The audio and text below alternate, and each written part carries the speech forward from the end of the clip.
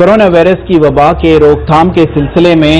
جو ملک بھر میں لاک ڈاؤن کا نفاذ کیا گیا تھا، اس لاک ڈاؤن کی وجہ سے کئی کاروبار نقصان کا شکار ہوئے، تو دوسری جانب یہ لاک ڈاؤن کچھ کاروباروں کے لیے رحمت بھی ثابت ہوا۔ کورونا کی اس مہلک وبا اور لاک ڈاؤن کے دوران شہر بنگلور کی 4 خواتین کے لیے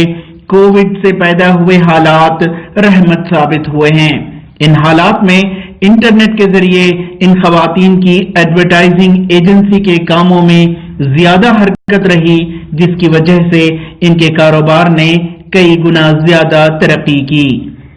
پینڈیمک کے بعد ایسا ہو گیا کہ کوئی پروڈکٹ سیل کرنے کے لیے آن لائن پلیٹ فارم کی ضرورت بہت زیادہ پڑنے لگی۔ ہم لوگوں کو بہت زیادہ کالز آنے لگے برانڈ سے اور بہت سارے انٹرپرینور سے کہ ان کو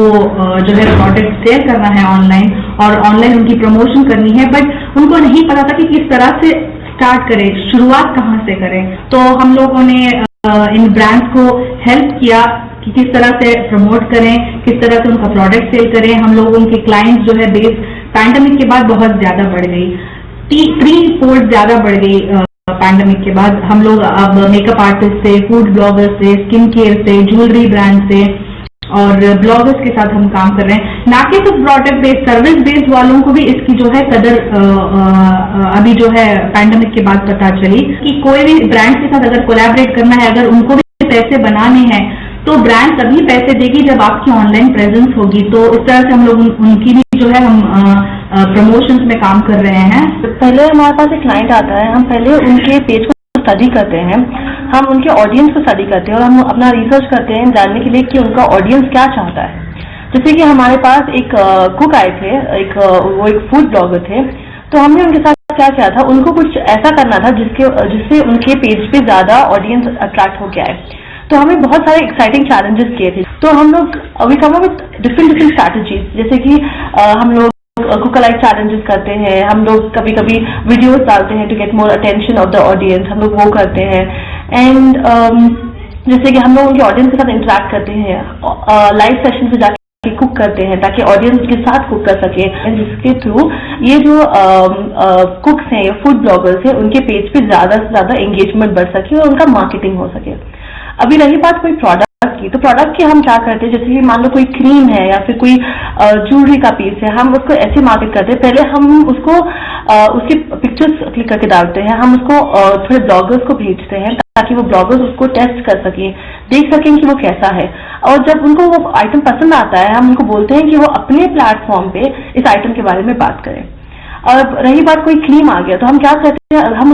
اس کریم کے بینیفٹ ہمارے آڈینس کو بتاتے ہیں، ہم ان کو ایجوکیٹ کرتے ہیں کہ یہ کریم کیوں ڈفرینٹ ہے دوسرے کریم سے، اس کا انگریڈینٹس کیوں الگ ہے، اس کو کیوں خریدنا چاہیے۔ پھر ہم ان کو بتاتے ہیں کہ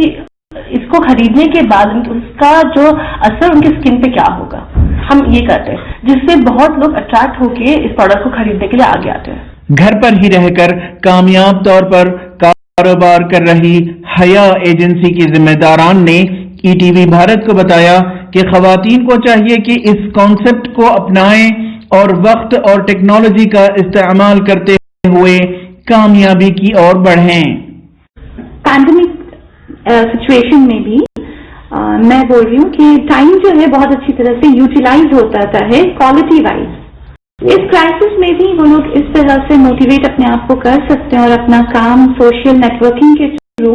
آگے بڑھا سکتے ہیں۔ اس کانسیپٹ کو ہر خواتین کو سیکھنا چاہیے، سمجھنا چاہیے کہ how it works, social network پہ کس طرح سے کانٹیکٹس ہوتے ہیں، کس طرح اپنے آپ کو آگے لے کے جا سکتے ہیں، کس طرح اپنے آپ کو موٹیویٹ کر سکتے ہیں۔ تو ہر ایک خواتین کے لیے یہ ضروری ہے آج کہ وہ بھلے گھر بیٹھے لیکن استعمال کرے، کیونکہ آج ہر کسی کے پاس موبائل ہے، ہر کوئی انٹرنیٹ جانتا ہے، لیکن صحیح طریقے سے اسے استعمال کرنا وہ ضروری ہے۔ تو ہر خواتین اگر تھوڑا سا الگ چیزیں اگر محنت تھوڑی سی کریں اور سیکھ لیں کہ کس طرح یہ سارے کام ہوتے ہیں تو ان کے لیے ظاہر ہے بہت فائدہ ہوگا۔ ای ٹی وی بھارت کے لیے بنگلور سے رفیق جبار کی رپورٹ۔